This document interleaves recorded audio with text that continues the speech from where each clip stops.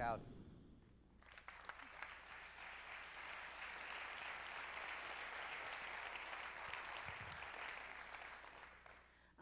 I'm a little rattled because I thought that I was going to be interviewed. That was Daniel Richler was going to interview me, and I'd asked for an interviewer, so I didn't have to think.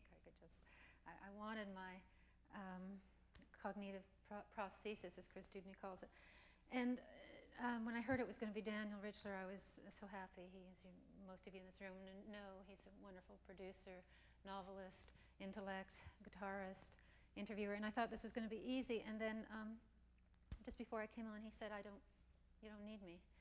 So he's pushed me out of the nest, and I'm going to be all over the place, but I know Dr. Whittleson will understand. I know she's in there knowing that my brain is rattling around, and that's fine. I realize this set a tone, and I can barely bear to look at it. And these are actually Daniel's questions.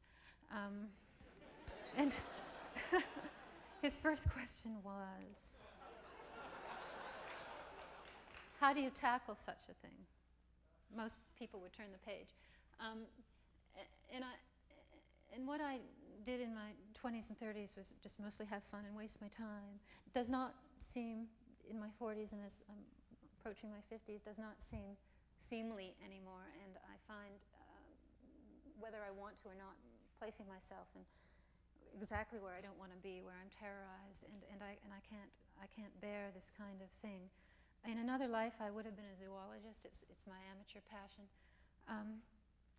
And I wrote a book from the point of view of African elephants because I thought they had stories. You know, I was going to talk about the elephant's brain, and I'm completely self-conscious now with Dr. Korn and Dr. Whittleson. I feel like I was going to sing My Heart Will Go On, and Celine Dion was on the stage before me.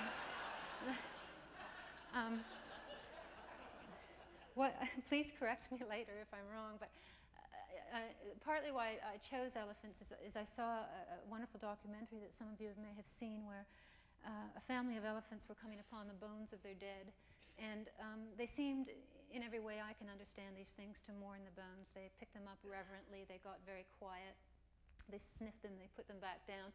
What was interesting to me is that they recognized them as elephant bones. They were very old, they were scattered. Elephants don't do this to anyone else's bones, but human bones. And that's strange because they know we're the enemy. Anyway, then they did a really interesting thing, which is they turned these elephants and lifted one hind foot and passed it over the bones. And this was witnessed by Cynthia Moss, a zoologist, a scientist. And scientists are so frightened of saying anything that makes them sound like Shirley MacLaine, but she said it, which was, I don't know what they're doing, but it's as if they're sensing some emanation. And I don't deal in facts. You know, I was thinking that so many, I'm completely, partly why I'm rattled is everyone in this room is apparently really smart. And everybody is working in the synapse area, and I'm in the viscera, you know, knee deep in the viscera. And I'm distrustful of facts because they change, you know. If I could believe in facts, and I decided, you know, screw facts, I'll go straight to fiction. I was one of the few people that celebrated the O.J. Simpson verdict because there were facts. DNA, there was O.J. No, didn't do it. There was the facts. DNA, didn't do it. People believe the fiction. They believe the story. And, well, in that way, you know, it was all tragic, but in that way I celebrated. Back to the elephants. Anyway, that was all very moving, and I thought, you know, I'd research more about elephants, and I found out how much like us they are. They have similar lifespans. They have long adolescences. They have similar running speeds. They have naked skin. They get arthritis and heart disease. They seem to have, well, we know they have big brains, but they have very complex brains. And from what I've read, and this wasn't written by a neuroscientist, it was written by a zoologist, but the temporal lobes bulge out. And the temporal lobes in a human brain is where memory was stored, and the temporal lobes in an elephant bulge out. And the people that work with them, it's funny that the scientists who work in the field, the anecdotal evidence, which is where I live, you know, where scientists can't quite live, but the anecdotal evidence is always, they seem really smart, they seem never to forget, they seem to have mnemonic memories. And Daphne Sheldrake, who's worked with them all her life, says she thinks they never forget, they're incapable of forgetting. This became interesting to me because imagine imagine never forgetting, and then imagine never being able to forget. What a horror. And the other thing about elephants that interests me is they have a kind of, well, see, I'm not a scientist, so sue me, I can say language. Scientists say vocalizations. 2/3 of their vocalizations are conducted at low frequency levels, and we only discovered this in 1989, which frightens me because what else are we destroying that we will never know about? I am an environmentalist. I think that air pollution will only be addressed when it affects television reception. Again. Well, honey, I told you it was in the paper. Oh, well then, come on, clean it up. Anyway, so read about the elephants and thought, I'm the person to write this. I did not want to write a Watership Down. I did not want to write an Animal Farm. I did not want to illuminate human folly through the vehicle of an animal. I wanted to imagine. I was looking at that brain, and the writer part, did you see the writer part? It was this little fetal snarl. It was somebody it looked like somebody in this little green, frightened fetal horror, green for jealousy. But that little tiny part of the brain made me want to write it. And also it scared me. I thought, God, when they're dead and they look at our brains, I thought, well, I thought she was smart, but look, it's a being. And where is the little fetal man? Where is the writer? Green man. Where is the green little fetal man that is the writer? Not there.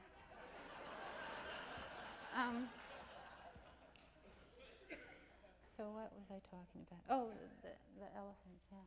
I have a funny thing about this. I'm crazy about elephants. I've devoted my last few years of my life to animals and elephants. I'm going to do a National Geographic documentary, I hope. No, Discovery, pardon me, with elephants to help raise awareness. But I have this thing about being known as the elephant woman because I like to write literary fiction. And I'm so afraid that I'll have to go into the fear part. I don't forget what I'm frightened about there. I've lost that fear. It's been subsumed in the fear of standing here on the stage, but it was a big one for years, up until this moment. Something about writing and elephants and literary fiction and stuff. But up until then, I had written about people on the edge, and I thought, I'll just slip out of my species. That what we writers do is I've been watching Evan. He comes up, and I identify with animals, so I feel like I'm on the plane. There's the lion. He's going to come creeping towards me. With his teeth, he will pull this off me. But no one's let him close. Have you noticed? He just has to stand. I think we will tangle. I'm going to see what you do to me.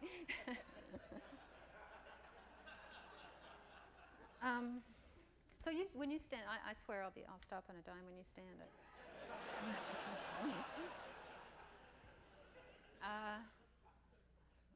Oh yeah. So anyway, if we. I should say this, and it does matter to me, and it's not funny, which is, don't buy ivory. Elephants numbers have gone from 2.3 million at the turn of the century to 500,000, dropping fast. When there is illegal trade, and there is right now in an animal part, there's an illegal trade that's 10 times as active. And the illegal trade in animal parts is horrific. W.S. Merwin, a wonderful American poet, was up here recently, and he said, with all the innocence of a poet, I don't want to live in a world where there's no animals, do you? And I thought, no, but except for cockroaches and human pets, everything's imperiled. Everything's imperiled. If we are the stewards, we have really screwed up with our big brains. We are the neurotic apes. Then I just want to talk a bit about story. I had some really good questions here that I saw just as I was. I'm so much to think about here. I'm so aware of you there. I was asked, was I Oh, you know what else I wanted to say? I read, in one of we got all this bump to read before about Ted City and Richard said he wanted people to stand and walk because we expose our groins and that makes us more vulnerable. I have to say, I know when a man feels threatened, he does this, but a woman does this. We cover our heads when we feel threatened. So I thought if I lay on the stage with my head facing the audience, I would feel much more vulnerable than this.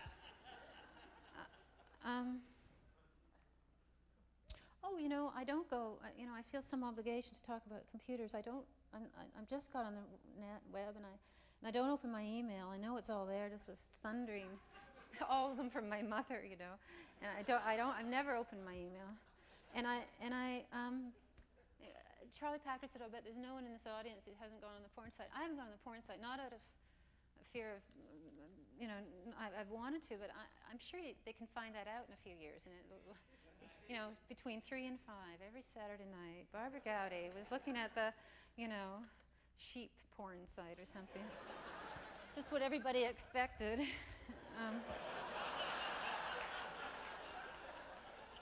So I don't do it, Charlie.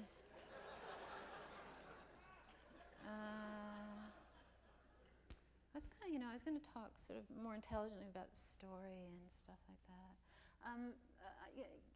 I'm not threatened, as a lot of writers were supposed to be, and I don't know any fiction writers who are threatened by, these e-books and people writing their own stories on the web. That's masturbation. People want to hear stories from storytellers. So they may write their own, but they'll always be the storyteller. However it is presented, who cares? If it's presented in e-books, I have no attachment to the smell of a book, the turning of the pages. That's all very fine, but the sensuous vocabulary for what it'll be to read an e-book will come out of our children. They will say, oh, you remember those e-books and the smell of the whatever. And but there will always be a need for storytellers. I believe that's true. It's essential as conversation. It's essential as sex. There's a need for us to think in narrative. I think that, just to imagine crossing a room, you think, I will get up, I will walk across the room, open the door, and leave, which is about as interesting as a lot of fiction I've been reading lately. But that is a story. We have to frame our experiences to have some sort of idea of how to proceed. And and I was thinking when William Gibson said we won't be cyborgs, which is good. But even if we are, there'll always be that nostalgia for the smelly, fleshy, impermanent parts to rub together for sex. And I think there'll always be a need for the smelly, fleshy, impermanent story, and someone will have to tell it. So I feel very good about that. I was also thinking about story. They don't come. People think, well, stories seem old-fashioned. I was talking to my nephew about this. He says, people want to live in this eternal present. He does. You tell me a story. That story's been told. And I thought, yeah, but how you tell the story, the narrative, which is what narrative as opposed to story is determines the future. All the blow-up movies, or if you decide to rely on insight or character or however you decide to tell the story, and whatever you choose to feature, sets the stage for how people are endorsed to think. And when I was in the say one more thing. When I was traveling in the States with this last book, The White Bone, came out, and there was the shooting at Columbine, and I know what I always wanted to talk about. It's a little late. I wanted to talk about memory because I forgot.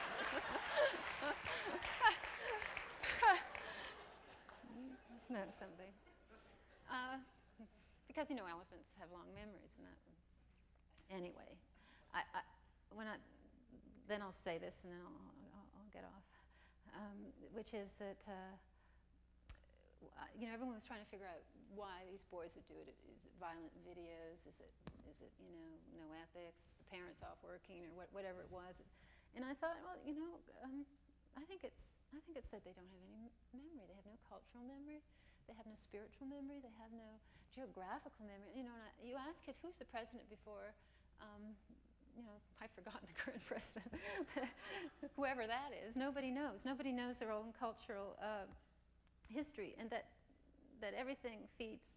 If everything feeds the present, then there is no reflection, and you can't reflect without memory in a way, and there are no consequences. So naturally, these things are going to happen without reflection and consequences, and that's why. Oh, he's standing. Okay. Anyway, enough. Thank you very much. Right. Yeah. Ask you a question. I want to ask you a question. The elephant's god was memory, right? In my book, yes. Yes. Yes. Which yeah. I think is an amazing idea. Can you tell 2 sentences about that? Well, Because I thought that was an I extraordinary decided that mystical idea. elephants decided not only that they are made of memory, that it is essential to them as blood, and when their memories when their bodies go into decline, it's because their memories are draining, and that while we think we contain memories, elephants think they are memory, and that was sort of the basis of the book. It's an extraordinary mystical way of. It's an amazing book. I think it's out in the bookstore, isn't it? Yes, Right, it is. Thank you. And this whole idea of a God being memory, of that being. If you remember yesterday, I said at a certain point in my life I thought I was 5'6" of memory, and I really feel so much of me is just memory, and then to have that your book really be similar. I know I'm sort of elephantine, but it's really extraordinary. And the rest of that little tape that she didn't want us to show is equally mystical. Anyway, thank you so much. Thank you.